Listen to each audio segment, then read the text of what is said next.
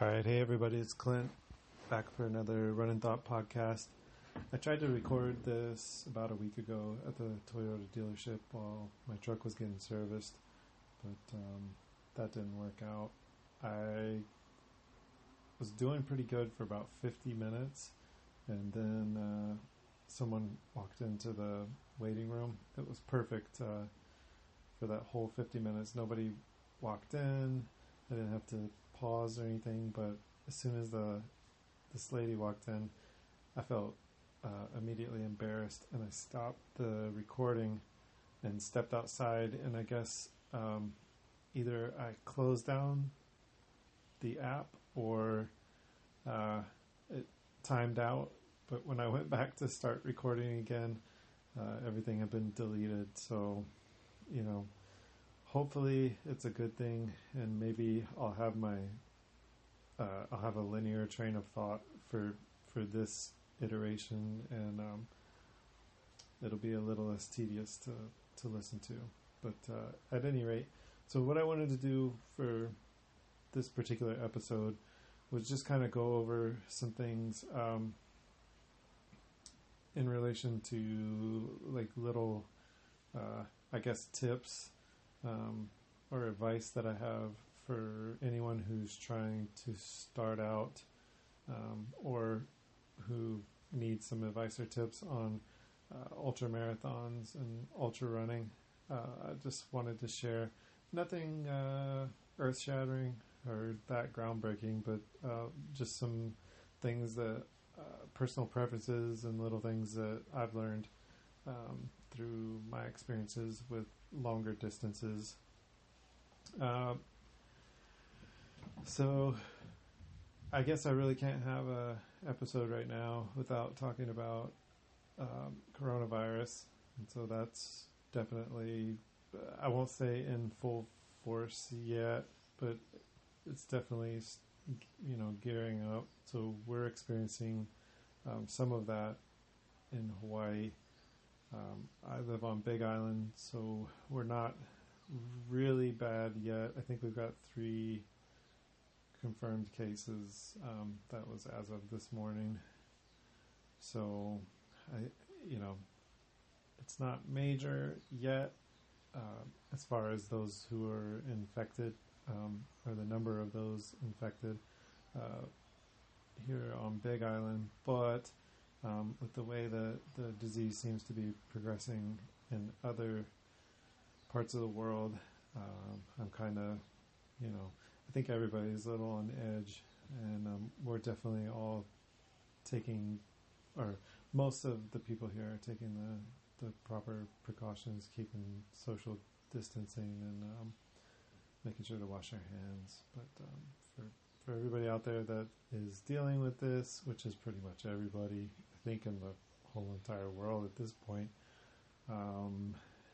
stay strong, and I wish you clean hands and healthy bodies. So with that said, I have not been as active as I usually am. The place that I usually go run after work every day, I change out at Boiling Pots, and that has been closed since last week. They closed it up, just trying to keep everybody, I guess, away from each other. So that's a state park, and the place that I run is not a state park. It's kind of, I don't know what it is exactly. I think it's part private property, and I think part of it belongs to Department of Watershed Management. But the state park where I change is closed. It's got a big sign that says, no trespassing, violators will be cited, and on and on. So I'm not going to try to tempt that or trespass or anything like that. I know I said that the place that I usually run is private property. I don't believe anybody that goes on that property is trespassing, but then again, I could be wrong. I've never been stopped on that property, and I've seen plenty of roaming security and stuff like that. So I think it's open to everybody. I've never heard otherwise. I've talked to, I always forget what they're called. Law enforcement, Department of Wildlife. I'll think of what they actually are called in a minute. DLNR, Department of Land and Natural Resources. So I talked to their officers, and I was actually talking to them about dirt bike riding on this particular parcel of land, and they said no, but they never said anything about, you can't go on there at all or anything like that. So I just wanted to throw that out there because I wouldn't knowingly trespass on somebody's property. I'm not into that. There's plenty of places that I can go that it's legal and it's not, encroaching on someone else's land. So I don't encourage that type of behavior, especially here in Hawaii. Well, I guess not even especially here in Hawaii, just anywhere. I guess it's not cool to do that, but at this point I'm rambling. My point was I have not been able, I have not gone because I don't have any place to change out. I don't like to change out at work. That's just kind of weird. That's blending your personal and I guess professional life. Whatever. I have not been to run at the waterfalls. Okay, sorry about that. A couple things happen. I stopped recording because there was a noise outside and the dog started barking, and so now I'm back. You're liable to hear even more noises. I'm recording this during the daytime, which is unusual for me. Usually it's at night when everybody's asleep. It's a little more quiet, except for the cuckoo clock, as you may have heard in previous episodes. But so what I was talking about was not going up to my usual place. I've not been as physically active as usual, but I have been finding other things to do. Went on a bike ride over the weekend, which was the first bike ride I've been on in a long, long time. Just by chance, or not really by chance, because I couldn't go to my regular place, I was going to go running down along Government Beach Road in Lower Puna. And so this particular road, it extends from the neighborhood that I live in all the way down to where the new lava flow is. So the one that happened in 2018, like the most recent one, that was all over the news. This road used to go even further down past that, all the way down to, I think it used to go to end of the road. I could be wrong. I get discombobulated when I start thinking about the roads in Lower Puna. But it went pretty far. It went way far down. But now they built the highway back, so 132 is now paved, and you can drive on it no problem. And you drive through these lava fields. This is fresh lava. I mean, this lava is only like 2 years old, but you drive through it on these paved roads. It's crazy. And you see nothing. There'll be like a few houses still there. There's one house that's completely surrounded by lava. The siding, you can see where it's partially melted. Somebody still lives there. God bless them. So it's shockingly beautiful. It's startling to see everything gone. And then it's it's sad to think about all the people that are displaced from that area. It was a beautiful place, and yeah. So, but point being, I took a ride out that way because I was gonna go run along the coast. That's kind of my second favorite place. I used to go there almost every day. The only issue that I have with it, and it's not really, well, one of them is not a big deal. The other one is kind of a big deal. So back a couple of years ago, before the lava flow, I had gone there pretty regularly, and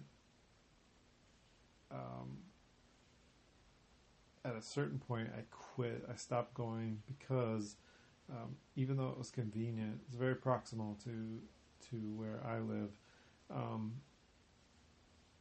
There were some things that were going on, like maybe some criminal activities in that area, which is a shame because, I mean, just the landscape itself, you would never associate it with that, but yeah, it had gotten pretty sketchy, and so I didn't want to leave my truck sitting for long periods of time, and then I didn't want to be, alone on the stretch of road, which at that point was gravel road, which brings up kind of a secondary issue of the dust from the trucks and cars that would pass by. So I don't think I mentioned this before, but my dad, he worked at a rock quarry for a great portion of his life, and he ended up with a brain tumor, and kind of suspecting that inhaling rock dust may have had something to do with that. There were other people that got similar types of brain cancer that worked with him at the quarries. So inhaling all of that dust is, for health reasons, I don't want to necessarily do that. And so, maybe that could be a caution to everybody out there that's listening. If you do live in an area where you're running along gravel roads and you're getting all that dust and stuff in your lungs, I'm not a doctor, I'm no expert, but it could be that having that stuff in your lungs, you may not be able to process it out effectively, and there may be some kind of side effects. So just something to be cautious of. If you don't have a choice but to run in areas like that, you may want to wear something over your face just to keep those particulates out of your lungs. But I'm getting way off off course here. So the criminal activities were one thing. The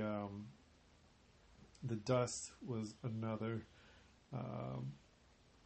And less of an issue is it's all at sea level, so it's right at sea level. Yeah, some parts you're running along sea cliffs, but it's not that high. I mean, you're basically at sea level through most of it. So I like to get a little bit of elevation. I like to get some climbing in because that's where you really build up your endurance and your leg strength, and kind of running on long flat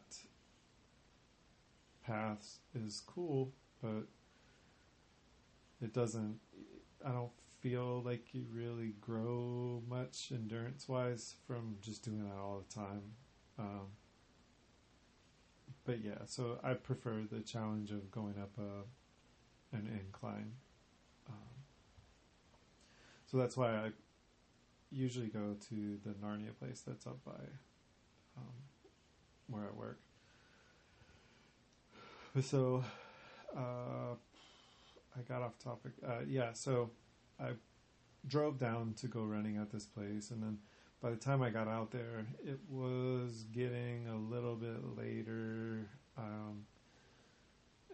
plenty of people out there because they, I guess, not the quarantining, but like the self-quarantining had already started. So I guess people were trying to get out, and everybody had the same idea. They tried to go to this place because normally there's not a huge amount of people out there, but this particular day there were cars parked in almost all the places that you could park. So because I could not park in that kind of public area, I didn't really want to park anywhere along the road as you get deeper into this kind of forested area. So I just kept driving and drove all the way down to what I thought was going to be the end of the road because, I mean, it hasn't even been 6 months since the last time I was down there.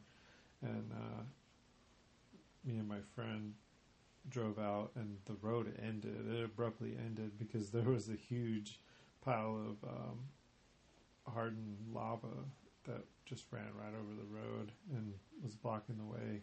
So in the last 6 months, they've gone and redone this road. So shout out to the DOT and all of the Hawaii County and Hawaii state workers that were involved in getting all that repaved. I know the residents down there and people like me too that are just passing through. I know we all appreciate it a lot. But yeah, so now it's all paved up, and I was surprised to see that it was. So now you can go down Government Beach Road and then hit 132, and then you can drive that or run it or bike it or whatever all the way back up to where I live. So I got excited. Just driving down that road, it kind of made me think because it's paved now, and I used to run on the gravel, and I kind of prefer to run on that gravel rather than the road itself. One, because I mean, I know I talked about the particulates. Okay, so besides that, the cars can go faster on the paved road, or the cars tend to go faster. They can go just as fast on gravel, believe me, seen that. But they tend to go faster on the paved road, so that's kind of a safety concern for me. And then it's to me feels like there's no give when you're running on a road, so it's kind of harder on your feet and your joints and all. So I prefer just to run on the trail, which the trail is not a whole lot better here because most of it's all hardened lava rock. So it's just my personal druthers. I'd rather be on the trail than on the road with all the cars. That said, it's not a highly trafficked road, so driving down, I was thinking, man, this would be perfect to ride bikes on. So I instantly made plans to do this, and I called up my friend, and the next day at work too, I started recruiting people to go on a bike ride with me because I definitely wanted to do this, and I wanted the family to go with me too, but they opted out at the last minute. So, well, not really at the last minute, but they opted out the day of. So, had other things to do. That's all right. It's so close. I could literally go anytime. But yeah, so that was a really nice bike ride. It will take you through, it's kind of sparsely residential. All these places along this road are 100% off the grid. I believe they're all on catchment water, and if they've got electricity, it's solar. I think that's an accurate statement. Solar generator. I don't think they run power lines out there, and I don't think that they have city water. But so there's some really pretty houses out there. There's some houses that you don't ever see because the driveways are real long and you don't dare go go up them for fear of life and limb. But it's laid back, banana trees, palm trees, African tulips, all kinds of jungle growth on either side of this road. There's a place called Mermaid Ponds that's it's on the shore side of the road. So if you're going down, it's off to the left. If you're coming back up towards Hilo, it's on the right. So we took that bike ride. It was cool. I got to ride my bike, which I haven't probably in a year or two. So this bike, me and my wife, we got a matching set of bikes. Well, hers is pink and mine's silver, but we got a matching set of bikes back around. We were basically just got married. It was like maybe a year or two after we had gotten married. So this was like back in 2006-ish time frame here. So that's how old these bikes are. And they've survived well. I mean, we've moved them around, but once we got them to Hawaii, the air here is just full of moisture and salt, and those bikes are toast. I call mine rolling tetanus because it's just covered with rust on the handlebars. The parts that are aluminum, they're fine, but anything that's kind of stainless steel or chrome or anything like that, it just doesn't stand a chance. So even the cables and stuff are rusted out, kind of sketchy. But yep, so we got rolling tetanus out and went for a ride. It was nice, and I'm definitely going to do that again. Hopefully next time with the family. So yeah, stuff like that's good, and I may do some running down that road since the other place is kind of not as accessible. Also the other thing is it's been raining like crazy here, so flash flooding up at the waterfalls, and just overall, there's mud, and then there's just standing water up to your knees, and so at a certain point the running becomes untenable when there's just giant pools of water where there used to be a trail. Not exaggerating, like we're talking like halfway up your calf in some places. So that's no fun to get going on a run and your feet are immediately wet. But we'll get over it. We'll get back to it, hopefully pretty soon. But yeah, more important things to think about with just trying to stay safe and trying to not get sick and all.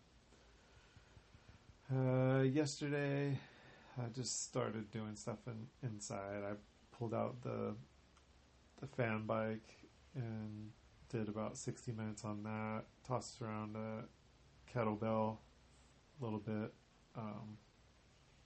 That's probably what I'll do since the weather is not being too nice, and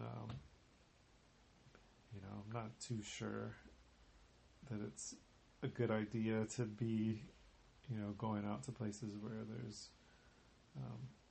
a bunch of other people around. So trying to just keep it at home and be somewhat responsible, not spread anything around or get anything spread around to me. But yeah, so that kind of like brings you up to speed where we're at now. I'm sure no one really needed to hear that, but in case you did, now you know. So to get to the actual meat of this thing, what I wanted to share with everybody, just some tips, and this is going to be somewhat stream of consciousness, just as I extrapolate these items from my memory, so I'm not sitting with a list. I'm going to try to do the best job that I can. So I figure we'll start off with things that I usually take with me on an ultra run. So I guess really let's start off by saying I'm going to say ultra run a lot, and I'm going to talk about ultra running in this podcast a lot, and I'll probably talk about them, well, yeah, in this episode I'm going to talk about it a lot, and then in the podcast in general I'm going to talk about it a lot. So just let it be known that I am in no way pretentious in my running or my view of running. It's something that I enjoy to do, and I enjoy seeing other people do it, and I don't care if you're just a person that runs 3 miles and puts 20 pictures up on Instagram about it. I don't care if you run marathons or if you run 5Ks or if you're an ultra runner, whatever. I know in my heart that there's people that can do way more than I can do, way more impressive times, and that could give you way better advice than what I can give. So when I talk about ultra running, please don't take it as me being pretentious or me ignoring all of these other distances. So just to let everybody know, that's kind of where I started back in. It's just, these kind of stepping stones. When I first started back to running, I was doing only like a mile or two and being winded. So it's, it's one foot in front of the other, literally. You're just taking steps. And hang on one second. Okay, sorry about that. Dog started barking again. I'm going to be hard-pressed to get a totally quiet environment to do this in, but no worries. Also, if you hear any little creaking noises, that's not me. That's the recliner that I'm sitting in. I've got this... there's the dogs again. I'm just going to let them bark. So I've got this recliner that I got off Craigslist. I love it. For a long time, my dream was, after my long runs, especially, to be able to come home and just sit in a recliner and fall asleep. It's the best feeling ever. And so the price of recliners is ridiculous. And being a man of limited means, I had to source one off of Craigslist. So I ended up finding this one. And it's not horrible by any means. I lucked out in being able to find it for the price that I got it at, but it's not a luxury item at all. So, and it's definitely not brand new. So it does make a few little creaks and moans. So if you hear some noises, it's not me breaking wind. It's my recliner. Or we'll say it's probably not me breaking wind. It's probably my recliner. So we'll just leave it. We'll leave that seed of doubt. You can make up your mind. But yeah, so what were we talking about? Oh yeah, so ultra running distances, that are not ultra, that's totally fine. I don't want to discourage anybody at all from putting on your shoes and getting out and doing something no matter what it is. So let that be known. Like, I am not full of myself.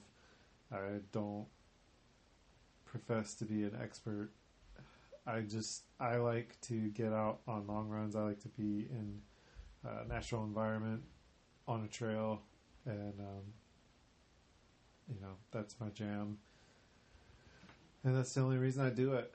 And I've always said that if I ever stop enjoying it, then that's the time that I will quit doing it at all. But so far, I think it's been like 5 to 7 years back, and going strong. Have not felt like stopping yet. So yeah. So just don't be offended if I'm not talking a whole bunch about 5Ks and 10Ks and marathons and this and that. Those are all equally cool to me, And if you run those distances and that's what you like to do, then I do have some advice for those things. But for now, I'm just going to focus on the ultra running, because the reason why is because I have a friend that was supposed to be doing his first. Hopefully that will still happen. But I just wanted to give some advice out for him, and then also for anybody else that may come up and need some advice. We'll just have it here for posterity. So things that I like to bring with me on ultra runs, it really depends on the distance. So if you're doing a 50K, that's not a whole lot longer than a marathon. So a marathon's 26.2 miles, and a 50K is somewhere around 31 miles. So you're not looking at a huge distance gap there. Time, it may take you a little bit more time to do the 50K than it does a marathon, or it may not. Just depends on you and how much you've trained, or how good you deal with the distance. So there's a thing that happens, or there's a thing that has to happen to run these longer distances. There's kind of a mind thing that happens where, as my dad puts it so succinctly, if you don't mind, it don't matter. And that basically sums it up. In order to run an ultra, and even to run a marathon, you have to have a little bit of sticky-to-itness, and you have to have that outlook of, if you don't mind, it don't matter. Because a lot of things are going to go wrong during the course of a marathon. And I say little things because some of them can be very little. Like maybe you didn't bring enough goo packs or something for your marathon or your 50K. You know, that's relatively minor thing.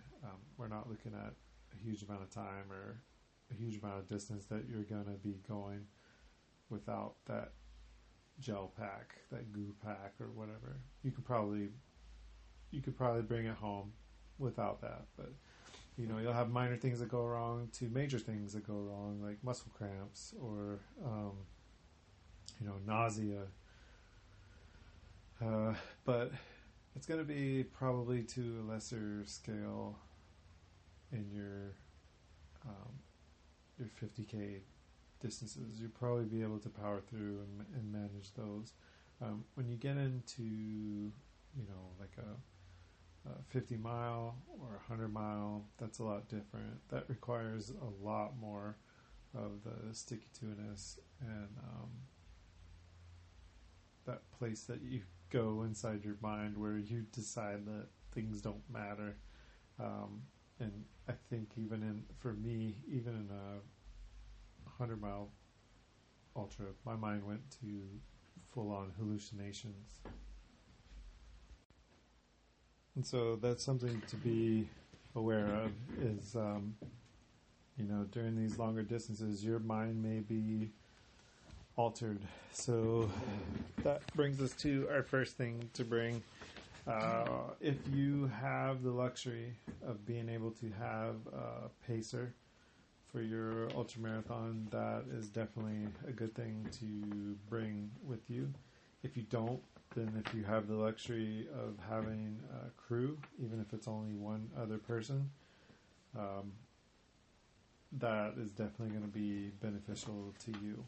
I will say that with selecting your pacers and with selecting your crews, try to select people that you know are dependable and that will bring some value to your effort.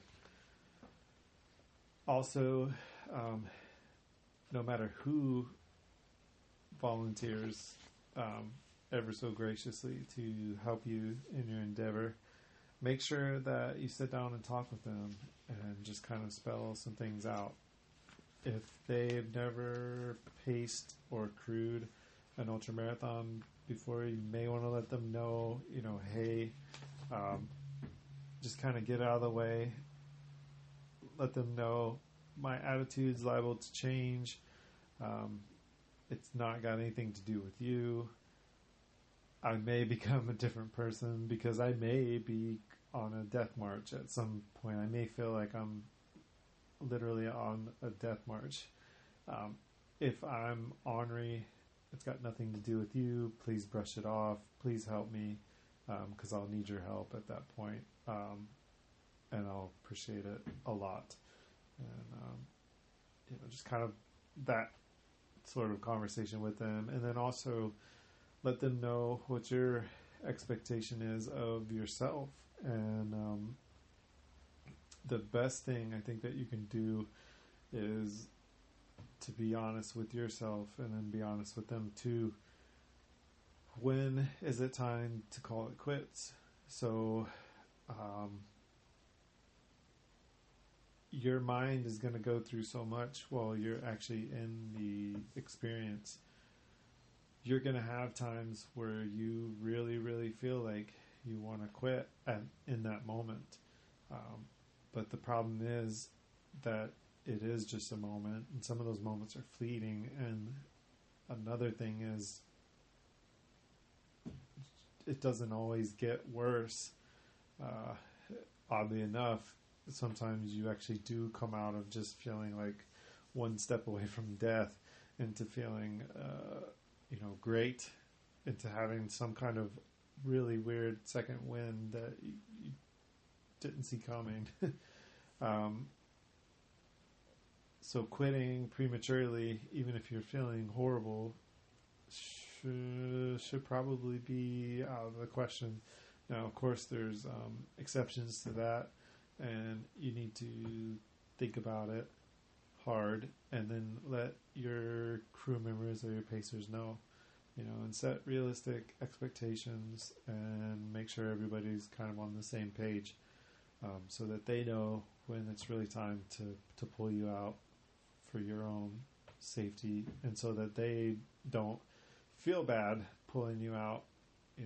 You guys come to some terms, something that's agreeable to everyone, on when you may need to stop, or if conversely, if you're the type of person that kind of wants to give up easily and needs a little encouragement, let them know that too, because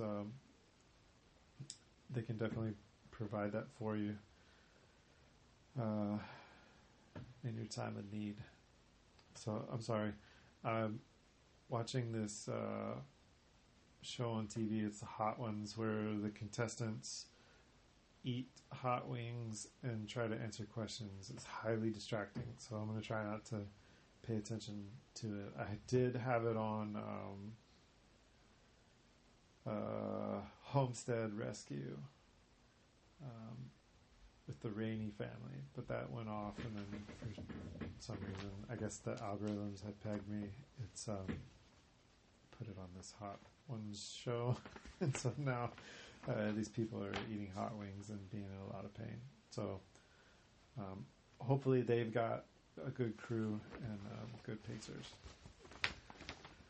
But besides good people to bring with you to keep you company, and to keep you on the right course, you'll need the right gear.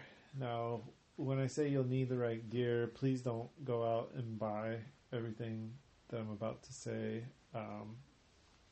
First, I'd like to start off by saying get gear that works for you. So don't spend an exorbitant amount of money that you may not have on some particular brand or some particular thing just because somebody else has it, or you saw it in a magazine, or you just really want it. I mean, if you have a lot of disposable income and you can do that, then more power to you. But running, basically all you need are shoes and shorts, and I guess a top is optional, and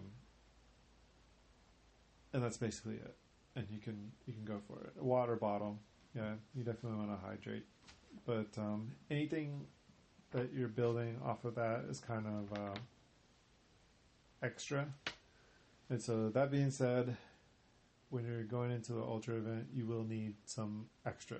So you will definitely have to build off of that, because if you only take shorts and a top and socks and shoes and a water bottle, you're going to be refilling your water bottle a lot, and you're probably going to get cold.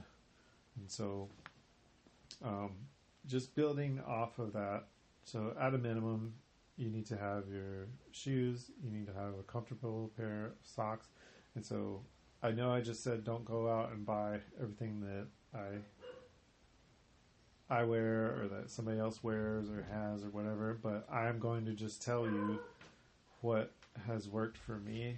And so I'm the type of person that if I find something that works for me, I just kind of use that thing indefinitely. I'm not real big on like trying to switch brands. Like every once in a while I'll try something new, but for the most part I just stick with what I have. So if you've listened to this podcast at all before, you know that I wear Ultras almost exclusively, ALTRA. That's my shoe. I like it because of the wider toe box. And you probably have heard me talk about Balega socks before, BALEGA. So those socks and those shoes are what I wear, and I've worn all different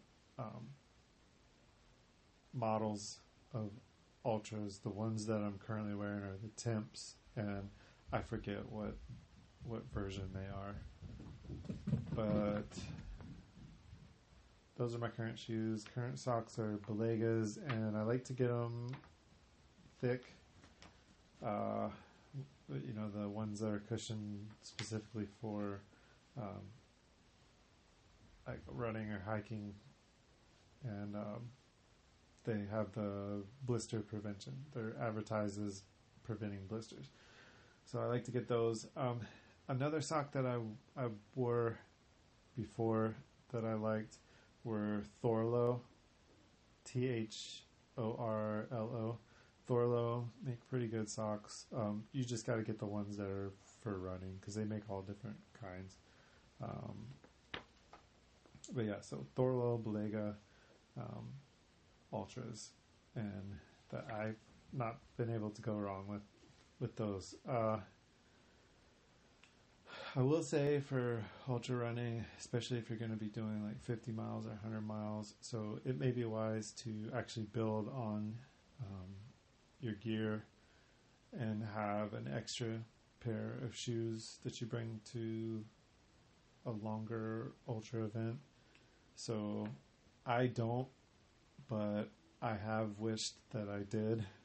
So I'm just saying it may be beneficial to have a second pair of shoes ready to go in case the first one gets too soggy, or over time, you're going like 50 or 100 miles and the foam gets compacted and just doesn't have ample time to kind of rebound and soften back up. No air can get back inside because you're pounding it. So maybe a second pair of shoes, definitely multiple pairs of socks. Like, I can't emphasize that enough. Bring some different pair of socks. Now, you don't necessarily need to bring those on your person. Have them in a bag, a drop bag that you can leave along the course and then use as needed, or leave them with your crew so that you can change socks at least a couple times during your event. While we're talking about feet, I would say another thing that you could probably add to your gear list is bag balm.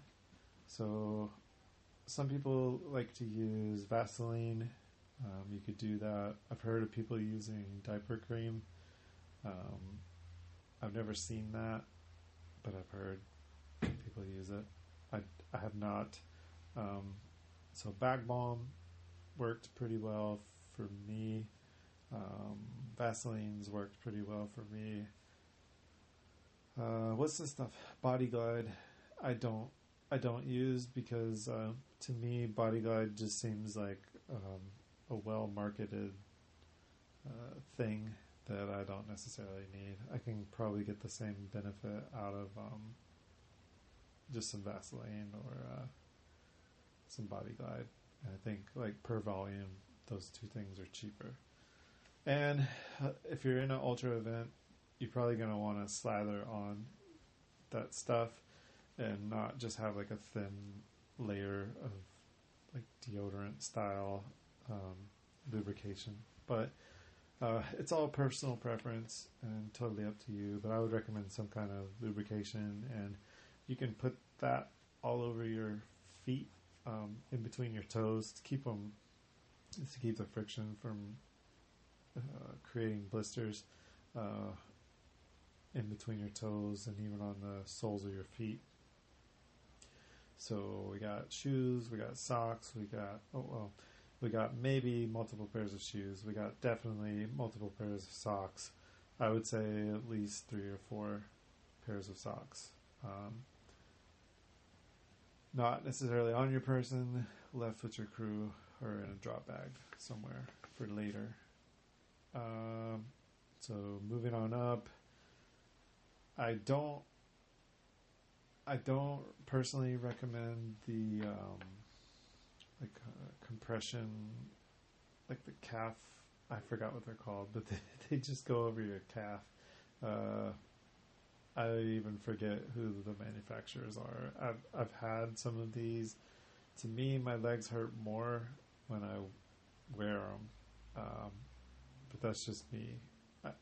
I file those under frivolous items that you don't need to waste your money on, because I think no matter what, during an ultra event, your legs are going to get trashed. So having those or not, I don't know if you're really getting that much benefit out of having your calf muscles compacted, and supposedly I guess those things keep your calf from jostling around, but I just don't know. I think 100 miles of anything is just going to tear you up no matter what you got on your legs. So I would say a good pair of socks. No need for those calf guards or whatever they're called. Compression pants, I don't know. Take them or leave them. I actually bought some compression shorts. And I think they were CWX. I think that was the manufacturer. But so they had like this seam. It was kind of like a cross seam, so it kind of went horizontally and vertically, I guess, across the crotch of these pants. And so I wore these things during some longer runs, and I ended up getting the worst chafing of my life. So these things were pretty expensive for a pair of compression shorts or whatever. And they ended up like causing me excruciating pain. So I would say, just based off of my experience, for me, those are unnecessary. Shorts are all that I have worn in all the ultra and non-ultra events that I've done. I don't live in a cold environment, and even when I did live in environments with all the seasons, I very rarely wore any kind of long pants to run in. I like to wear a couple different brands of shorts. So there's a particular short by Patagonia called the Strider Pro, I believe. And I have several pairs of the 5-inch inseam model. I like those shorts. The only issue with them is that over time, the elasticity in the waistband kind of goes to nil, and so you have to keep them up by tying the drawstring tight, and so the whole short is hanging off of your drawstring, and that can cause chafing, and it's also very uncomfortable when you get sweaty. The shorts begin to slip down, and especially if you got anything in the pockets of them. But when they were new, they were really great. I liked them. They were comfortable. The fabric is very quick drying, and very resilient, resists tearing, so perfect for trail running. Multiple pockets in the front where you can reach them, and then one zipper pocket in the back where you could put keys or something that you don't want to have fall out, valuables, whatnot. So I had several pairs of those, and then I also had some ASICs that are similar in build, different fabric, different construction on the drawstring. Those shorts have outlasted the Patagonia as far as like the waistband elasticity, and even without the drawstring in one pair of those, I got two identical pairs of the ASICS trail shorts. Even without the drawstring, they still stay up fine, and they're a lot more comfortable. So if you can find them, good luck. I can't find them anymore, but they're ASICs, and they're also 5-inch inseam. They got pockets on the front. I think just 2 pockets like up around the waistband that you can put stuff in, like nutrition or whatever. Sometimes I carry a knife in one of the pockets. It's deep enough to actually get a small knife in there.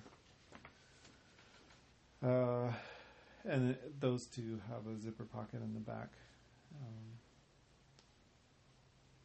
So those are the shorts that I like to wear, the ASICS and the Strider Pro Patagonia shorts.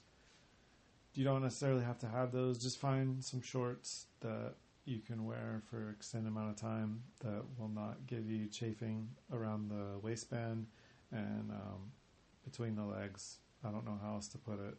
So you can overcome some of that with putting bag balm or Vaseline. They sell both of those things at CVS, by the way. Most pharmacies would have both of those things. You can overcome some chafing by slathering on some kind of lubricant, petroleum-based lubricant, but eventually, if you've got crappy clothes on that weren't well designed, they're going to chafe you no matter what. So find something that works and buy 5 pairs of those shorts, For shirts, I generally do not wear shirts for training purposes, but for the actual events themselves, I do wear shirts, and it's your discretion whether you want to wear a long sleeve or short sleeve or a heavy shirt, a lightweight shirt. You want to watch out for chafing, again, especially in the chest. I don't know how it works for women, but I know for guys, your nipples will get chafed. They will bleed if you have certain types of fabrics. Like there's certain, what do you call them? They're not natural fabrics. Synthetics. Sorry, I'm blanking. There's certain synthetics, and you kind of know when you feel them. They're just a little bit rough. Like you want to definitely have something that's a little bit silky feeling to be wearing for long periods of time, because whatever it is going to rub you. So you can counter that by, again, putting bag balm or Vaseline on those areas. You can put tape over them, but the tape can fall off. The Vaseline bag balm can wear out. So yeah, just be mindful of that when you're selecting shirts. And like I say, if you find something that does work, you may want to get a couple of them, just to have and hold, because all the time stuff that I like gets discontinued, or it becomes very hard to find and very expensive on Amazon or eBay. So if you find something you like, just get a couple of them for later. Also, if you're going to train with any frequency, which you're going to need to train with some frequency, we're talking like a little bit of something every day. If you're training for a ultra marathon event, you're going to want to have multiple pairs of shorts and multiple shirts if you choose to wear them, just so that you can have a clean pair to train in every day. You don't have to worry about washing stuff over and over and over again. But for the actual event itself, I would recommend to have, at least one or two extra pairs of shorts in addition to the ones that you're wearing, and then maybe a couple extra shirts to change into. For the arms, I don't really care anything about those arm sleeves. I don't know if they do anything or don't. They probably have they give some protection from the sun. I've never worn them. I've been fine. Sunscreen tends to work. For me, you may be different. You can try them. If you like them, by all means use them, but I don't think they're a performance enhancer. I don't think that they will do much for your aerodynamics or anything like that. So I would follow those under another waste of my dollars. But one thing that is important is some type of hydration vest. So I guess there's two schools of thought here. When you wear a vest and you carry all of your stuff on your person, had to break again. So I'm back. I think I was talking about hydration vests. So for hydration vests, there's I guess varying schools of thought. On the one hand, the more water you have on your back and the more gear you have on your back, the heavier you are. So I want to say that each pound that you have on your person, just overall, I think it adds, I don't want to say a number, but I know it definitely adds time to your to each mile that you run. I can't remember exactly what the stat was, but so there's definitely a disadvantage to carrying more weight on your person over a distance than there is just to go more minimalistic and maybe only have like a couple of handheld water bottles. So, I mean, figure out what works best for you. Notice that I only mentioned hydration vests. I didn't really mention the, whatever you would call them, hydration fanny packs, I guess. I have tried things around my waist, and maybe I just didn't find the right one, but things that are belt-like, that go around my waist, the hip movement, they get jostled around, stuff falls out. I end up getting chafed or some kind of other discomfort from having this belt right in that waist area, bouncing up and down repeatedly. So I just kind of, I steer clear of waist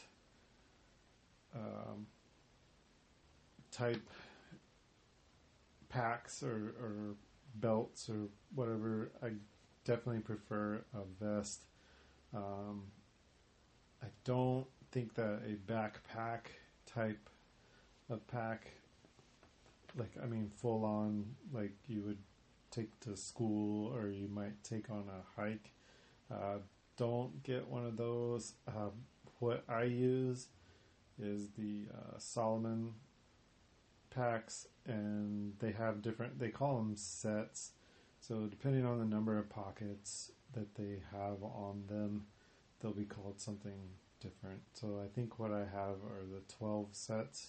I think that's all I've ever had was the 12 set type vest. I have a couple of different, I take that back. I think I may have one that's like I think it's a 15 set, but I might be totally wrong. It's bigger than the others. It's more for like a kind of a multi-day type event. It's got way more room in the main compartment.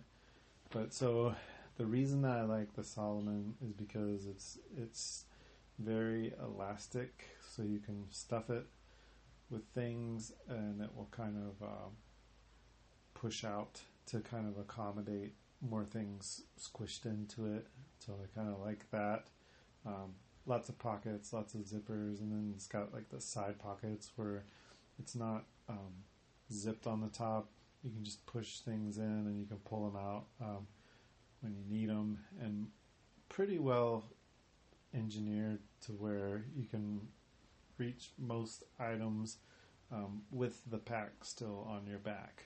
So that's a plus, and not having to remove the pack whenever you need to get things out of it. These are things that you should think of when you're deciding on a pack or if you want a pack or not. I will say that anything that you have on your person, clothing wise or pack wise, always has the potential to cause discomfort, chafing. It's going to add more weight to you. You're definitely going to sweat more with these things on than without them.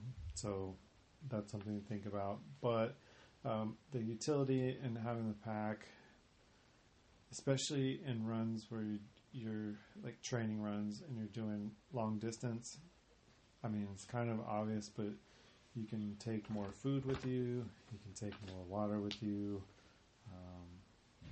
You do have that kind of, you do have something around your upper body, so you're retaining heat, which may be a good thing or a bad thing depending on what the ambient air temperature is outside. So you could give yourself some premature heat exhaustion, or if it's colder out, you may actually be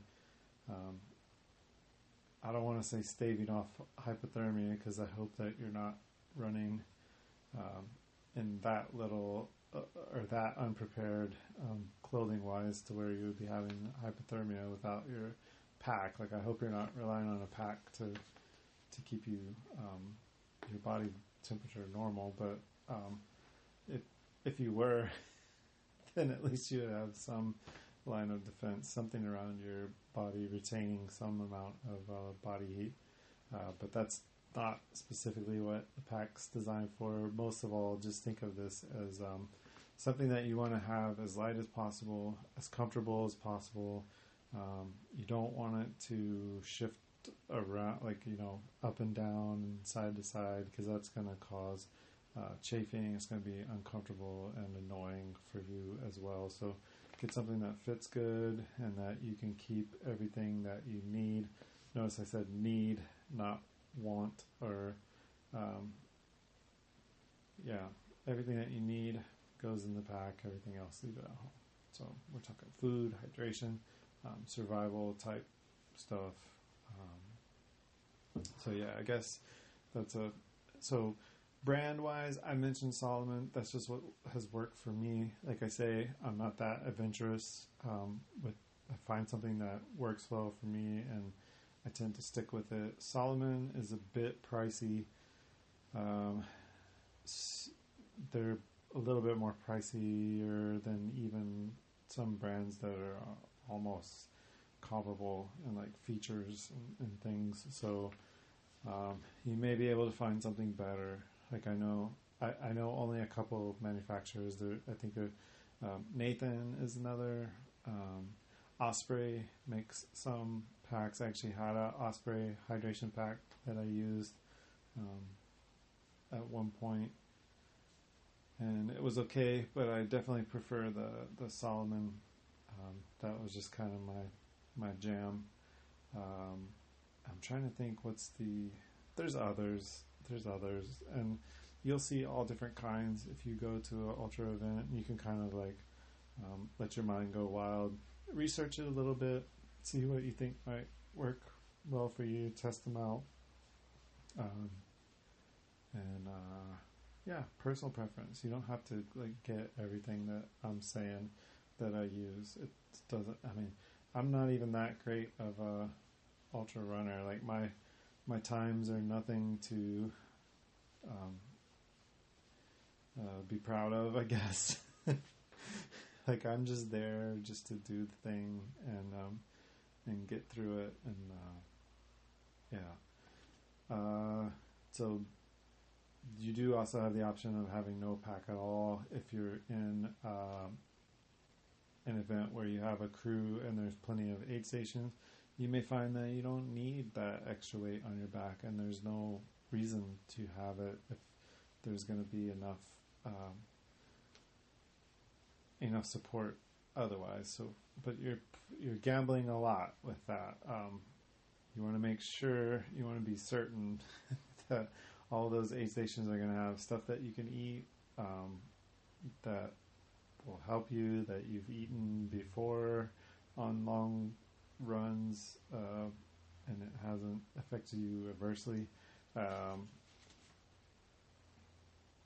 You're going to want to make sure like any hydration mixes or nutrition mixes that they may have there, or what you're familiar with and what you use. Like, I'm not saying just decide that because you don't have a pack or you don't want a pack, you're just going to be totally reliant on aid stations for everything, because part of being prepared is kind of preparing for worst case scenario. So I've been to events where the aid stations were well stocked and there was more food there than I needed, and then I've been to events where some of the aid stations were just like water jugs in the middle of nowhere, and you just filled up your water, and then they had like a bottle of like salt capsules. So you could get a salt capsule in the same bottle that everybody else's hand had been in. So, I mean, it's going to vary. So you may want to have a pack anyway, just so you can make sure that you have all of the stuff that you need on hand, the stuff that you're familiar with. Because if you're going to go crazy and try new things on your race day, you may be in for a rude surprise if those things don't agree with you. So I guess now's a good time to say all the things that we've covered up to this point, all the things that we'll cover ongoing. So like shoes, socks, shorts, shirt, pack, food, anything that you're putting inside of your pack, you need to make sure that you've used those things a lot during your training, which should be happening a lot, almost daily, for training leading up to an ultra event. You want to make sure that you've used those things before. Don't go to the store and see some kind of new protein supplement or some new shoes or something, and then buy that and then you use it for the first or second time during your actual event. That's not a good idea. You want to make sure that you've tested everything, you've taken it to the proving grounds, and not only because it could affect you adversely, but why bring stuff that you don't need to the party? So a lot of times you're so confused anyway after you've run all night. You're trying to fish around in your gear at the aid station or your drop bag or whatever. You don't want to have a bunch of extra stuff in there to fish through. You just need to have what you need, and that's it, because you're going to be so confused anyway. And your poor crew, if you have them, they're going to be wondering what all that stuff is, and it's best just to have what you need and nothing more. Make sure you've tried everything and you know it works for you beforehand.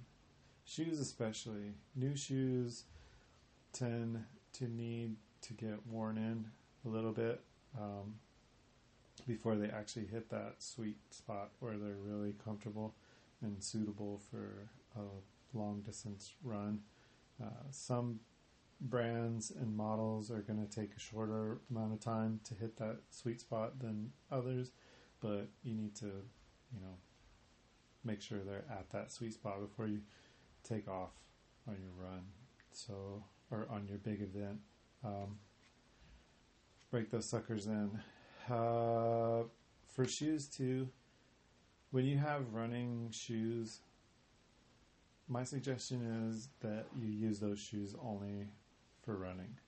So, in other words, you put them on to go on your runs. When you get home, you take them off. You don't wear them again until you're going running again. So, I don't wear them to the store. I don't wear them to work. Those are running shoes just for running. You don't... So, not wearing them all the time keeps them theoretically from the density of the foam from becoming compacted through just normal walking and standing over time. That's what really kind of expires a pair of shoes, is that foam is no longer resilient and it's just compacted to the max, and it's just there's no rebound. So that's when you need to replace the shoes. So you want to make sure only use them when you absolutely need them, and that's only when you're running, and then just leave them whenever you're not. Get another pair of shoes to wear to work or whatever. So packs, you want to make sure too that they'll hold adequate amount of hydration if that's going to be your thing. So the packs that I have currently, I'll carry 1 liter in the back, and that's connected to kind of like a hose type straw that wraps around to the front.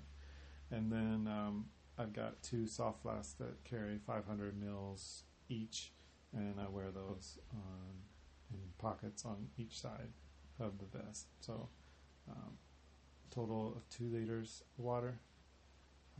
So now with water, I believe the math goes, your body can,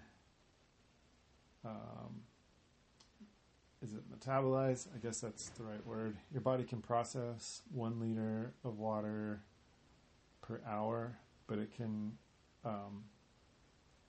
expel 2 liters of water per hour. So you want to make sure that you have plenty of water, first of all. Secondly, for me, and this may not be right for you, again, test this before you go on your big race. For me, I don't drink straight water when I'm doing an event or when I'm doing long runs. I will mix in Scratch. That's my hydration powder of choice.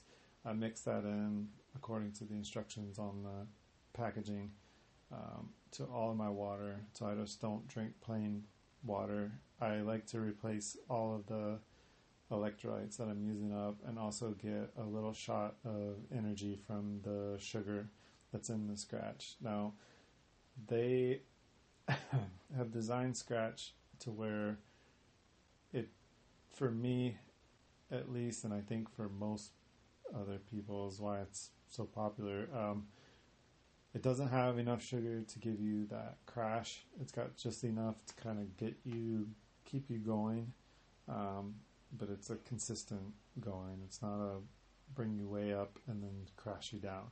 And so you can hear my dog howling. Sorry. Scratch hydration mix in all of my water. And even, I said long runs in my events, but even on my daily runs too, I'll put it in. I just keep some in my truck and a couple jugs of water too. What else? Okay. If you're going to an event or if you're going out in the woods for training or whatever, you want to make sure that you're oriented. So take a map, take a compass if you need that. If you've got some kind of feature on your watch, GPS, or like a back to start, those are good things to have too. You don't need to go out and necessarily buy some kind of smartwatch or Garmin or Sunto or some high-end watch. People were doing ultra marathons and marathons and other kind of running and other kind of hiking and outdoors activities a long time before GPS. Especially GPS that you wear on your wrist. So while it's cool, and if you've got the means, I would definitely recommend having, a watch that's got GPS features and is able to get you back to your vehicle in a jam. You don't have to have that if you know how to orient and use a map. So you can take a topographical map with you. You can take a compass with you. You can use those tools if you need to.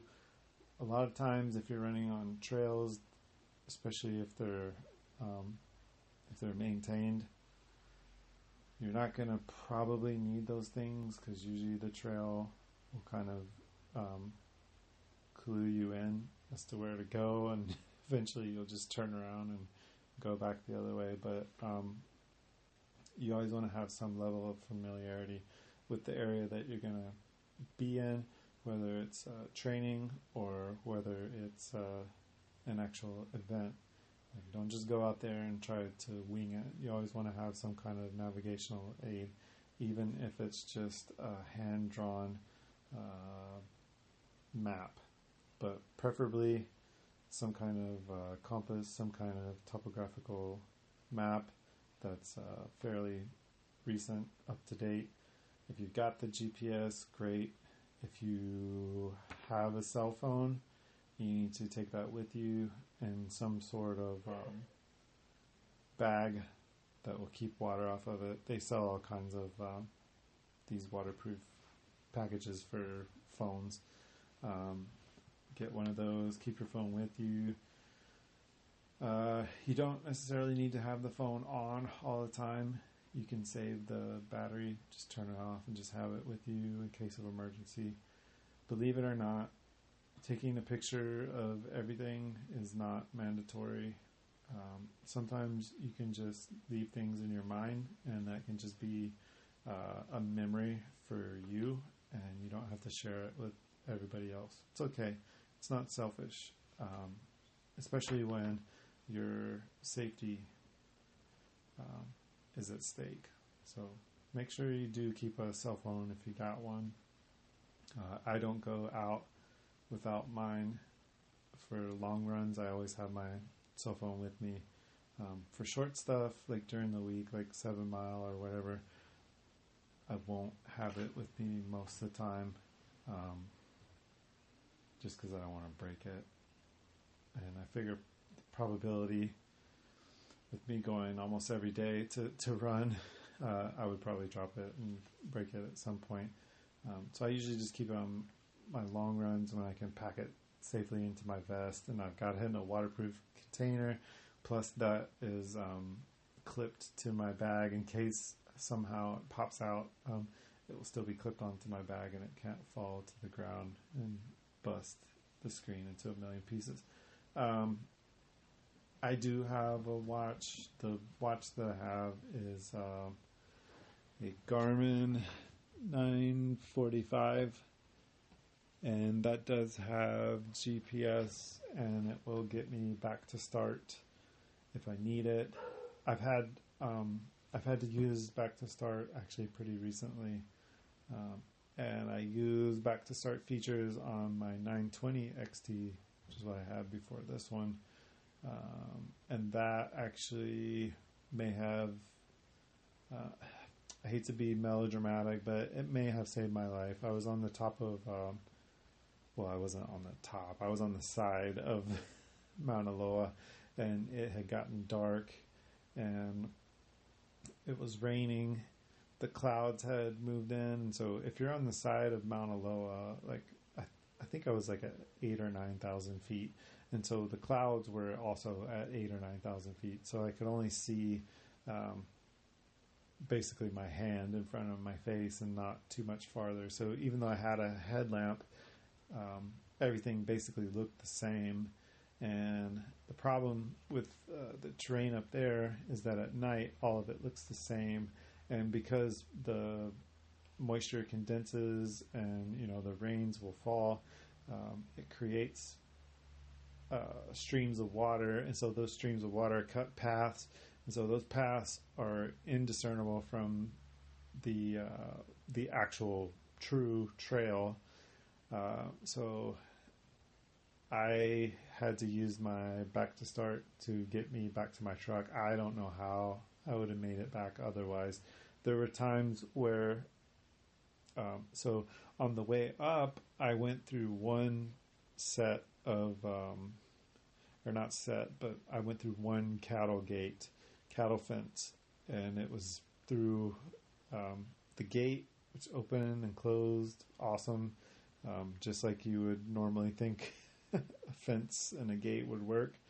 On the way back down, I was using back to start, but it was taking me from point A to B, the quickest route down to my truck, which is exactly what I wanted, because I'll just be honest with you, I was a little bit terrified at that point with the weather moving in, it being dark, me on the side of this mountain. And then even when I got back to my truck, it was going to be another 6-mile drive down to the bottom of Mauna Loa and back onto the highway. So God forbid something happened, and I was all alone at this point too. But I managed to get back to my truck just because I had this back to start feature on my phone, and it took me, so like I say, going up the mountain was one gate. Going back down the mountain, I climbed over probably the same cattle fence 4 times, and so each time it was dangerous because all of the cattle fence is taut wire, so if any of that wire snaps, it could easily cut my inner thigh, sever my femoral. Again, I'm being maybe a little melodramatic, but you always have to think about these things because sometimes Murphy's Law kicks in, and that's it. That's how people get lost and how people disappear and how people get killed, unfortunately. So yeah, I'll say all of that to say, I have actually used this tool. It did help me quite a bit. I would have probably made it back to my truck, but I may have not made it back in very good shape. And I may have not made it back to my truck that night because, like I say, I was going over cattle fence. I was crawling through underbrush, like just to get back in a straight line to my truck. So, and I don't think I ever found true trail during the course of that whole thing because it was just too foggy and all. So, I mean, I'm not saying that you need to necessarily go out and get that. You could exercise common sense, which is something I obviously didn't, and you could put yourself out on that mountain in the morning time when there's no risk of it being dark.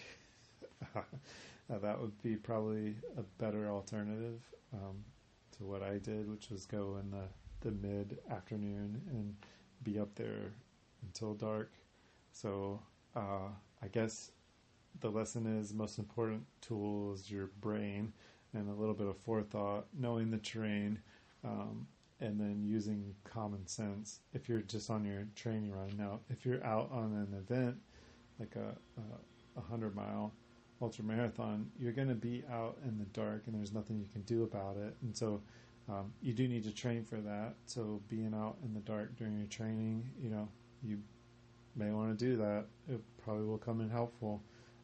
If your first time being in the dark in the middle of the woods with a bunch of natural predators and all of the things that go bump in the night, if that's your first time, it's going to be a little bit of shock to your system. And those kind of shocks to your system are things that you don't need when you're already tired and you're already thinking that your legs hurt or whatever. Those are the kind of things that can push you to want to quit. So you need to condition yourself to that environment so that you're not surprised when you have to take it on in real life. All right, so I think I've beaten the watch and cell phone thing into the ground. Have them if you can. I would say have the watch if you can. The phone, definitely want to have that. Be aware that in, I think, most places, if you don't have enough signal to make an emergency phone call, you can do text to 911. If you're in the United States, I'm not sure how it works in other countries, but there may be similar systems set up. So check on that, know that kind of information before you go out too. But cell phone, I would definitely have the watch with the GPS functionality, like back to start and stuff like that, would be a definite advantage. There are some other electronics that you can buy that will they work off satellites, and so you can communicate via satellite instead of cellular. Garmin makes some. There's other companies that make these, and the names of them escape me, but these are just they're small enough to be, like personal kind of not beacon, but a device that will allow you to communicate via satellite signal. So there's additional subscription involved with these. Some of them, I think, charge a base price per month, and then also every single. Okay. So I'm obviously in territory that I know not that much about, but so I think you pay a base rate for a certain number of messages, and then if you go over that, it's additional amount, or maybe it's that you just pay for the service and then each message costs additional. Either way, point being, they're kind of expensive, but you're talking about life or death and the ability to use satellite communications, which are more reliable than cellular in some spots. Maybe advantageous to you to have one of those devices. I do not personally. If money weren't an issue, I probably would, because I'm the type of person that agonizes over things like that, and it might make me feel better. You don't have to have them to go on a long run. You can just take another person or two, if you can find somebody that's willing to go with you, and that will not help you if you're lost, but if something happens and you need to be medevaced or whatever, at least you have other people that can get to help, or a place where there's sufficient signal to make a phone call. So yeah, I'm rambling. Electronics good. I'm going to move on. Headlamp. You're going to want to have a headlamp. Or wait, let's just, before we talk about headlamps, let's talk about first aid. So first aid for you on Ultra event, on the event itself, I would keep it as minimal as possible. Keep your bulky items with your crew or in your drop bags. So you're going to want to have with you some type of blister care kit. So I would recommend to have bag balm, Vaseline for blister prevention, obviously some kind of nice thick sock that is blister preventative. That will help with your shoes. Make sure that they're big enough for all your toes to fit and all your toes to splay out and still have enough room. Be mindful that your foot is going to fill up with blood and fluid as you're running this event, and your foot's going to get bigger. So you may actually want to get a half size to a full size bigger shoe to wear during a 50-mile or 100-mile event. This is all dependent on you, your body, and personal preference as well. But so it only makes sense that the bigger your foot is, the more squeezed together everything is, the more likely you're going to have blisters. So just make sure you have plenty of room. Make sure you have plenty thick sock, or that your sock is thick enough, blister preventative, some kind of lubrication in between the toes and on the soles of your feet even may help to stave off blisters. So in the event that you do get blisters, you may want to have a small kit with a sterile needle to puncture the blister and let the fluid escape, and maybe some moleskin. And so to cut the moleskin, you'll need a small pair of scissors. Now, do you have to carry that on your person at all times? Probably not. You can probably leave that kit with your crew. Just so you know, to properly treat a blister, you can leave the fluid in it, but it's probably going to be more comfortable to just go ahead with that sterile needle and just poke along the edges, let the fluid out. Don't peel off any of the skin, like over the bulk of the blister. Let that sit, and more than likely, if you've got a long way to go, you're gonna get blistered up again. I've gotten blisters, and then underneath that blister had another blister and another blister underneath that. So you can have multiple layers of blisters. Just so you know, that goes back to that brain thing. You need to prepare your mind to be comfortable in extreme discomfort. Learn how to dissociate and distance yourself from your agony and make it through. But proper treatment in a blister is, if you can, sterile needle. You don't want to contaminate the inside of the blister area. You don't want it to start getting infected. So sterile needle for sure. Clean the area with betadine or alcohol. Poke along the sides. Let some fluid out. Let it sit for, like a day or two until it dries out. And then after that, you can maybe take off that skin, and everything underneath should be dry by that point. But like during the event, if you can, just leave it alone. If you need to get the fluid out, same process, just sterile needle, and then be mindful that you probably will get more blisters as you keep going. I would say just continuously apply Vaseline or bag balm to your feet. It's a hassle to have to do it, but it's a lot less hassle than, or to have to do it repeatedly, but it's a lot less hassle than having a huge blister over your whole bottom of your foot.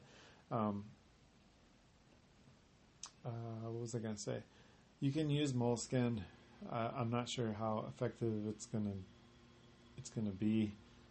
I've always had moleskin. I've never taken the time to actually use it. So maybe I should shut my mouth until I've actually tried it. But moleskin, sterile needle, some kind of betadine, or if you're allergic to shellfish, alcohol, or some kind of antiseptic, and yeah. I think I said moleskin already. So blister kit is a definite must-have, and some kind of bag balm Vaseline. That is about all you should probably carry on your person if you're going to carry anything on your person. You may carry like an ace bandage as well, like something elastic. I always have a handkerchief with me too, just tied onto my vest. You can do a lot with handkerchiefs. So again, being melodramatic, but if it ever came down to it, you can make a tourniquet out of a handkerchief. You can also use the handkerchief for dressing. So I always carry one on me because it has multiple uses. You can use it for a sweatband, whatever. For your actual first aid kit, you just decide what you think you will need. I can tell you the most common injury that I've had are big old blisters on my feet. And usually there will be some kind of medical personnel on standby at ultra events. But you may bring your own medical kit if you want to. Don't carry it all on your person though. That's no need. Even your blister kit, you're probably not going to stop and treat blisters yourself. You're probably going to want to have crew or somebody do that for you.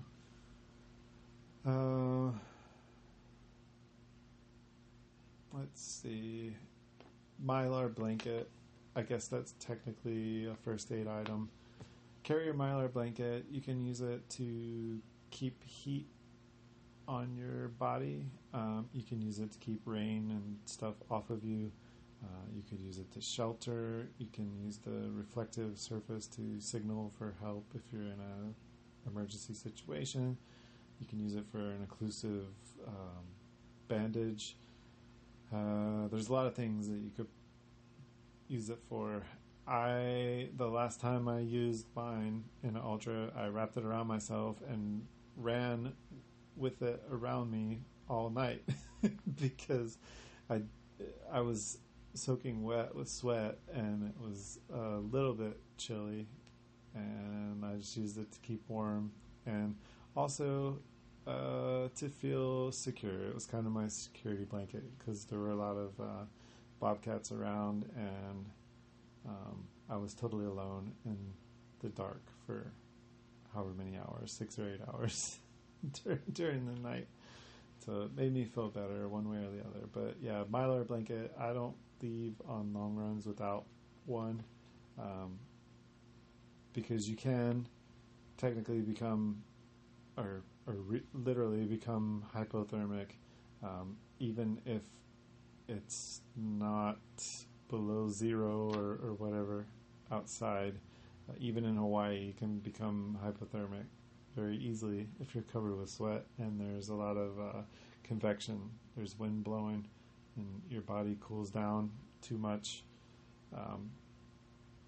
You can get in a risky situation. So I always carry the Mylar blanket. And then too, in Hawaii, it gets cold at night, so it'll drop down into the 50s.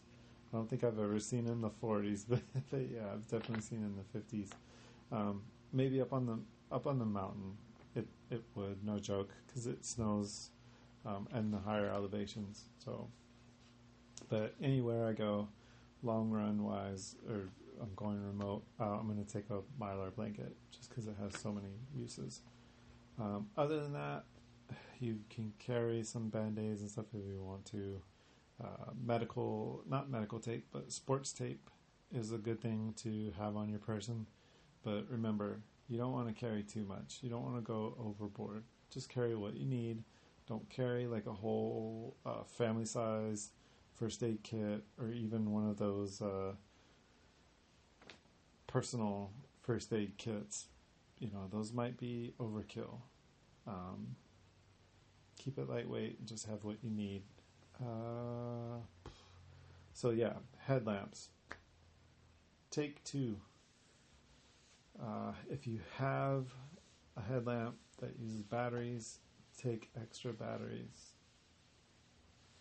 If you have a headlamp that recharges, then you need to invest in one of those battery packs that will recharge devices. Take that. Maybe you don't have to have it on your person the whole time, but have it handy with your crew so that if you do need it, they can charge your headlamp, and then you can use your second headlamp while your primary is being recharged. I would recommend, if you're doing 100 miler, unless you're just really, really fast, which some people are, you're probably going to be in the dark at least twice. So in the morning time when you start, and then in the evening time, the evening, night, and early morning the next day. So you're going to want to have a headlamp with recharged batteries, but even the best headlamps sometimes choose not to work. So you want to have a secondary to fall back on, just in case. Because otherwise, a lot of ultra events, they take place in the middle of nowhere. So you're alone in the dark with no headlamp. You can use your cell phone flashlight for whatever good that's worth, but if you've got a good 10 or 14 miles between the aid stations, that's not going to be very comforting, relying on your cell phone. So headlamps, take them. One thing about headlamps that I'll go ahead and mention, this was something that was taught to me by one of my mentors,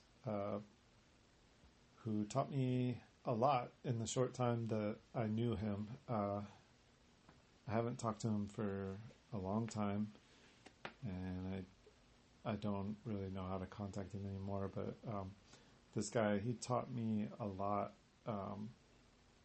through just a couple of runs that I did with him. He showed me kind of like all his little secrets, and I've used those little secrets, and they've helped me tremendously. So one of his tips was with headlamps. You can wear it on your head, but sometimes you get better depth of vision if you hold the headlamp in your hand while you run, because what tends to happen when you're wearing it on your head, if you're running through grass, or even if you're running on trail with rocks sticking up, it tends to, if your light's shining down from your head, it tends to flatten that surface and make it more two-dimensional. So you're not able to gauge, like bumps or dips. It's hard to explain, but if you hold it in your hand, like at waist level while you run, the shadows create depth. So you can see rocks sticking up. You can see tree stumps. The grass looks different as you run through it.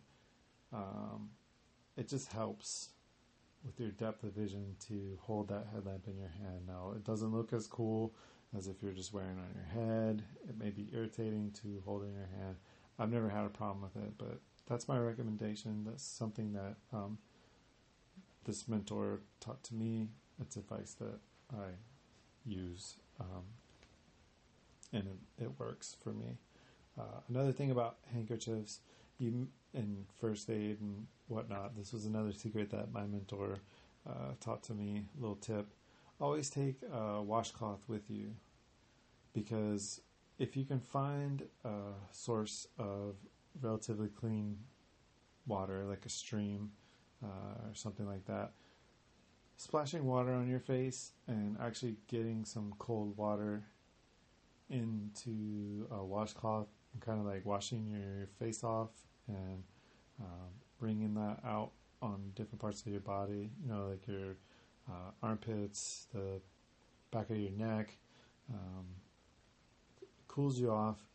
The other thing, I guess there's a physiological thing that happens whenever you splash water on your face. It kind of like wakes you up, and even if you're really, really tired, just that act alone will kind of doesn't totally reset you, but it resets you a little bit. So it can give you just a little bit more positive outlook, like make you feel a little better, right? Because normally it probably wouldn't be that big a deal, but when you're feeling as horrible as you often will be during an ultra event, just that little bit of, getting that nasty sweat off of your face can be a lot, so take a washcloth with you and use that thing. Get some water in it, wash your face off at the stream. I know it's not earth-shattering, but some people like me, when they first start out, they think you're just supposed to run as fast as you can for 100 miles and then don't stop and then don't do anything except focus on running and taking a bunch of supplements and, being as fast as you can, which will work maybe it works. It does work for some people, but for me, not so much. There's actually the human element of this where I have to pay attention to my body and take care of myself. So I would say that most people are not dissimilar to me, and these little tips will help. Also, another tip, going back to the Mylar blanket, people do stop during ultra marathons and take little power naps, if you want to call them that, just to reset. And so I'm not talking about a 2-hour session of beauty sleep or anything like that. I'm talking about like max 5 to 7 minutes, just enough to kind of get down and close your eyes, not fall all the way asleep, but just kind of rest for about 5 to 7 minutes. All right. And I'm not talking about you're doing this 5 to 10 times, like maybe once or twice during a whole 100-mile event, you might do this. You better not be doing this in a 50-miler. You better stop with that. And most certainly not during a 50K. But if you're doing a 100-miler or more, you may have to stop a couple times just to reset your body. Now, you can use your Mylar blanket to put on the ground and kind of keep heat on yourself, wrap it around you. That way, you stop moving, your body's going to want to cool down. Keep that Mylar blanket around you to keep your body heat up so you don't freeze to death while you're laying on the ground. Plus, you kind of have a small, thin, but it is a barrier between you and whatever is on the ground. Could be fire ants or whatever, spiders, I don't know.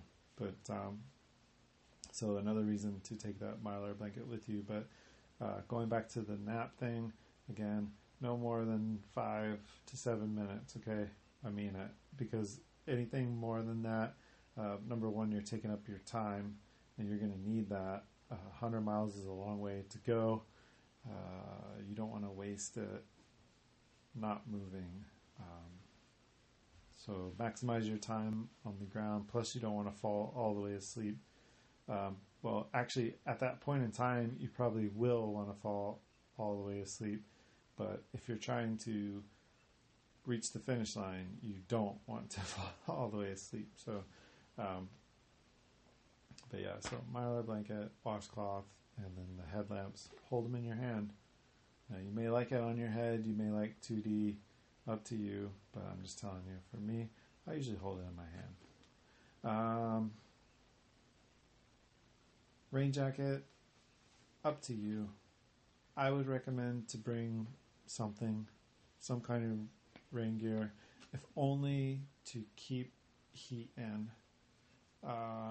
If you're going to be in higher elevation, it probably is advisable, or a cold environment, it is advisable to bring some sort of rain jacket that seam sealed that will keep heat in. And even if you're sweaty and wet underneath, it's going to keep cold rain and wind off of your body. So you may want to do that, but then you have to look at the lightweight versus how effective that gear is. It's something you'll have to research and figure out on your own. And then sometimes you may not even need to carry that rain gear, so totally up to you. I would recommend to bring it and have it in your drop bag or with your crew, just in case. Otherwise, you're going to be like me, and you're going to be wearing a Mylar blanket, trying to keep it around you the whole night as you're running through the woods in the dark by yourself. Let's see. Walking sticks, or not really walking sticks, trekking poles. I like them. I am getting on up in age, and I think even for young people it could be beneficial. Sometimes, or all the time, going down humongous hills can be very hard on your quads, and that goes for people of any age. There is a tendency to sometimes underestimate how tough some of the terrain is in these trail events. The last, the 100-miler that I did last September, the terrain was brutal. I mean, unforgiving and brutal. Remote, steep inclines, steep descent. And the trekking poles really helped me to maintain balance, to actually keep my rhythm going, gave me a little sense of security, and kind of helped to balance out the effort between my arms and my legs a little bit. So I like trekking poles. Again, those fall into use them many times before you actually take them on an event, to make sure they're going to hold up, to make sure they're going to do what you need to do, what you need them to do. You don't want to have extra crap just with you, just adding weight to your pack. Think about how you're going to store them when you're not using them, and make sure you get something that will fold up or telescope down or whatever, to where you can store it if you need to, and it won't be too cumbersome. Practice storing it and taking it out, whatever, way before you actually use it in the actual event. Yeah, so I mean, I think that hits most of the gear type stuff. When we're talking, so a couple other things. Sorry, I'm getting ahead of myself. So take a hat. If you're like me, you don't have any hair, you need all the extra help you can get. Most of your body heat, I'm sure you've heard, escapes through your head, so you want to have something there to stop that process from happening or slow it down. So make sure you take a hat. Even if you got a full head of hair, take a hat anyway, just in case. Sunglasses, protect your eyes from UV rays and from branches that are snapping back towards your face. Personally, I like Julbo, Julbo, sunglasses. I've got several pairs of those. Are they the best sunglasses in the world? No. Do they have great support and warranty? Yes. Are they pretty darn good for what they cost? Yes. So I use Jolbo. I have not had issues with them other than, like most sunglasses, the nose pieces and the parts of the earpieces, when they get sunscreen on them repeatedly, if you don't wash that stuff off, it will kind of deteriorate the rubbery parts of like nose pieces and earpieces. But that's not unique to Jolbo. That happens on other brands too. And that's really my only bugaboo. I love their lenses. The lenses that I have on, some of mine are transitional, so they have different stages for different levels of light, so I like those. Gloves are optional. Sometimes you have to scramble, up rocky steep trail. You may want to have some gloves, or if your hands are cold, you may also want to have gloves for that purpose too. Wool is good for warmth. Something with like a reinforced palm would be great for scrambling. Barbell, if you think that will help you carry a barbell, it may make the bears know that you're there, take note of your presence and leave, or it may be like a dinner bell, so up to you. If the race requires, make sure you have one just in case, and then wear it. So things I wouldn't take are bear mace. For running ultras, I think that bear mace would probably be cumbersome. You probably aren't going to see a bear unless you're somewhere in grizzly country where the bears are not really afraid of you. Maybe that's a dumb statement, because I think that black bears will actually attack people as well. So, but I've not seen people carrying bear spray on any of the events that I've done. Even when I did the ultra in Japan, it was close enough to where the bears would have been awake. They were not hibernating yet. Some of them, nobody was carrying bear spray. We just all had on bear bells. And I didn't see any bears during the Georgia Jewel last year. It doesn't mean they weren't there. It doesn't mean that if I did see one that I wouldn't want bear spray, but probably, the weight and cost versus benefit is not that great. So you don't need that. Snake bite kits, you don't need. I don't think those are effective.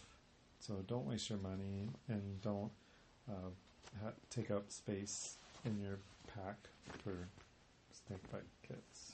That's my recommendation. But research it. Do what is comfortable for you. That's pretty much all-inclusive gear list. Let's talk about food. For food, I have found that my go-to is beef jerky. Beef jerky will carry me through most of a 100-miler and through all of a 50K. I can eat exclusively beef jerky and be mostly okay.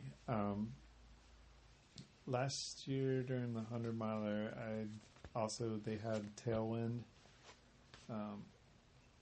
at every aid station, so I used Tailwind. That was actually against my advice. I'm a hypocrite. That was actually the first time that I had ever tried Tailwind, and thank God it worked. It didn't taste that great after a day and a half of drinking it, but it, it seemed to help me cover my nutritional basis. Other than that, most of what I ate was beef jerky and some aid station food. I can't recall all of the aid station food that I ate. I don't think I pigged out. I was mostly on beef jerky. Just I got the protein and I got the additional salt from the jerky. And so I prefer that over eating a lot of sugar and then crashing. But Courtney Tollwater, I think that's how you say her name. Hopefully I'm not messing it up too bad. If I am, I'm sorry. She was on a podcast like a year or two ago and was talking about how she likes candy. She favors candy. So she eats a lot of candy, she said. And I believe she's run like 240 miles and made records. Like she's run faster than the fastest male on the same distance. So, you know, what do I know? If you want to eat candy and that works for you, then definitely eat candy. For me, it's beef jerky and the saltiness. I try to stay away from sugar because it tends to make me crash and it doesn't help me that much. But yeah, Tailwind worked great for me. Again, you probably are going to want to test it before you just go to an event and use it the whole way. Scratch is what I use for hydration mix. Again, I don't use straight water because I like to replace the electrolytes as I'm using them, and then also have just a little bit of sugar to carry me through. So I will sometimes take Laura bars just because they're not as high in sugar as like Cliff bars and stuff like that. I feel like there's enough real fruits and nuts and things in a Laura bar as well. And they're easily, like, they're accessible. So you can get them at most grocery stores and, Target or whatever. And they don't cost a crazy amount of money. Like some of these bars, now I'm not saying, I'm not trying to say anything bad about them, but like one bar that's about the same size as a Laura bar will cost, like $4 or $5, or maybe $3 to $5. That's too much for me.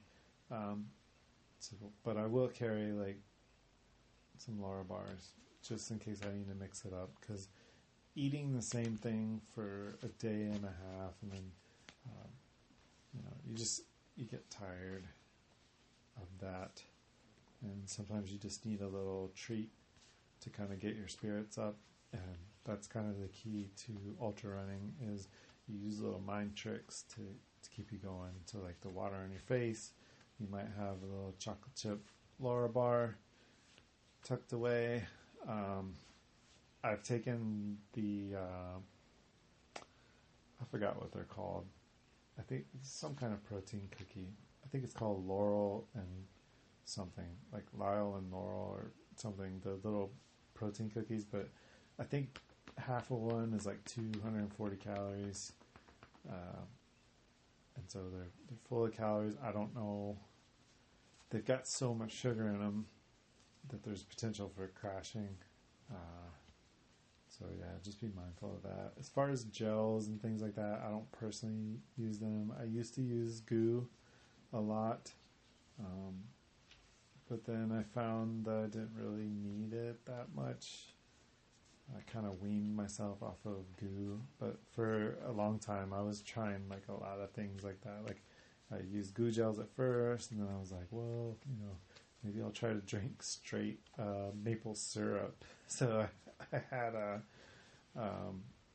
Hammer, like a gel container that I had gotten from Hammer Nutrition, and I filled it full of maple syrup and just did that. And I don't know. I don't think that was a good move.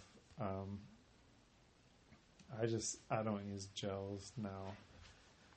Mostly just beef jerky, maybe a couple of bars or one of those protein cookies, and just try to limit the sugar. And then Tailwind works good. I'll probably use that my next long distance ultra, and then definitely Scratch. That's my go-to. I make sure I have plenty of Scratch.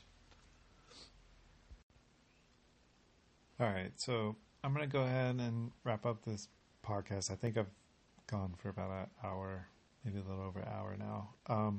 I'll do another one soon, and maybe talk a little bit about just some of the interpersonal kind of hygiene items, because doing your first events, or even after you've done several, sometimes it can be daunting. You don't know how to kind of like fit in, or what the proper etiquette is for doing these events, interacting with other people. It can be a challenge in and of itself. So I'll talk a little bit more about that maybe next podcast. But until then, I'm going to go ahead and wrap this up and edit it and get it online. And then I got to go to sleep. I'm going to do a little fan bike tonight, maybe a little more kettlebell, and then start winding down, get ready to go to work tomorrow. But until then, until next time, I hope that all of you stay safe and as healthy as possible. Remember to wash your hands, practice your social distancing, and just because you're maybe indoors or you can't go to your regular spots, don't use that as an excuse to not be active. Make sure you find a way. So do some calisthenics, or some yoga, whatever you can do within your four walls. If you've got exercise bikes or treadmill or whatever, use them. That's why you got them. It's not as good, I think, as being outside, but it's something, and sometimes something is better than nothing. So keep up the good work, and we'll see you next time, or we'll talk to you next time. Take care, everybody.